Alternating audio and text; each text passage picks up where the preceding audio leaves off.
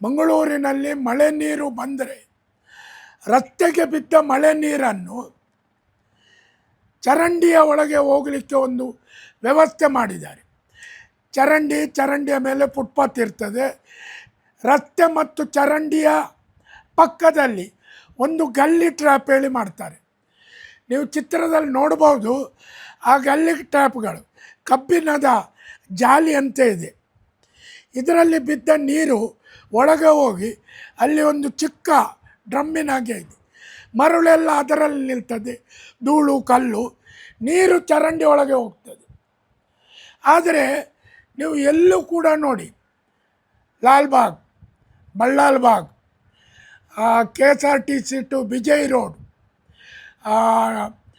Govinda Pai circle to Dongerkery, Rathabeedhi, PVS circle to ನಮ್ಮ Lady Hill, ಇಲ್ಲಿ ಎಲ್ಲ ಕೂಡ ರಸ್ತೆಗಳಲ್ಲಿರುವ ಜಾಲಿಗಳು ತುಂಬಿ ಇಲ್ಲಿ ಎಲ್ಲೂ ಕೂಡ ರಸ್ತೆಗೆ ಬಿದ್ದ ಮಳೆ ನೀರು ಚರಂಡಿಗೆ ಹೋಗಲಿಕ್ಕೆ ಸಾಧ್ಯವೇ ಇಲ್ಲದಂತೆ ಇದೆ.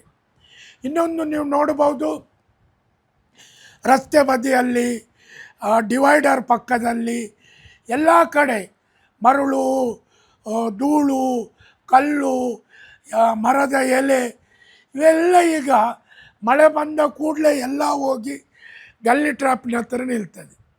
ಈ ಎಲ್ಲೂ ಕೂಡ ಮಳೆ ನೀರು ಹರಿದು ಹೋಗಲು ಜಾಗವೇ ಇಲ್ಲದಿದ್ದಾಗ ಕೃತಕ ನೆರೆ ಉಂಟಾಗ್ತದ ಇಲ್ವ? ಆದರೆ ಈ ಬಗ್ಗೆ ಜನಪ್ರತಿನಿಧಿಗಳಾಗಲಿ ಇಲ್ಲ ನಮ್ಮ ಆಡಳಿತ ವ್ಯವಸ್ಥೆ ಆಗಲಿ ಯಾರೂ ಏನು ಮಾಡೋದಿಲ್ಲ. ಮೊನ್ನೆ ನಮ್ಮ ಕಮಿಷನರ್ ಮತ್ತು DC ಅವರು ಹೇಳಿದ್ದಾರೆ. ಎಂತ ಹೇಳಿದರೆ, ಮಳೆಗಾಲಕ್ಕೆ ನಾವು ಒಂದು ಸಮರೋಪಾದಿಯಲ್ಲಿ ಕೆಲಸ ಮಾಡ್ತೇವೆ, ಅದಕ್ಕೆ ರಾಜಕಾಲುವೆಯನ್ನು ಕ್ಲೀನ್ ಮಾಡುವ ವ್ಯವಸ್ಥೆ ಮಾಡ್ತೇವೆ, ಎಲ್ಲ ಕಡೆ ಇದಕ್ಕೆ ಬೇಕಿದ್ದ ವ್ಯವಸ್ಥೆ ಮಾಡ್ತೇವೆ.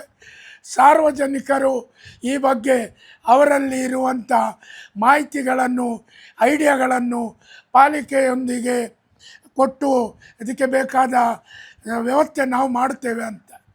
ಅಂದರೆ ಇದು ಎಲ್ಲಿ ಆಗ್ತದೆ? ಯಾರಾದರೂ ಇದರ ಬಗ್ಗೆ ತಲೆ ಕೆಡಿಸಿಕೊಳ್ತಾರೆ? ಇದನ್ನು ನಾವು ಆಲೋಚನೆ ಮಾಡಬೇಕು. ಇವತ್ತು ಈ ಒಂದು ವಿಡಿಯೋ ನೋಡಿ ಆದರೂ ಪಾಲಿಕೆ ಆಡಳಿತ ಎಚ್ಚೆತ್ತುಕೊಳ್ಳಲಿ ಹೇಳಿ ನಮ್ಮ ವಿನಂತಿ.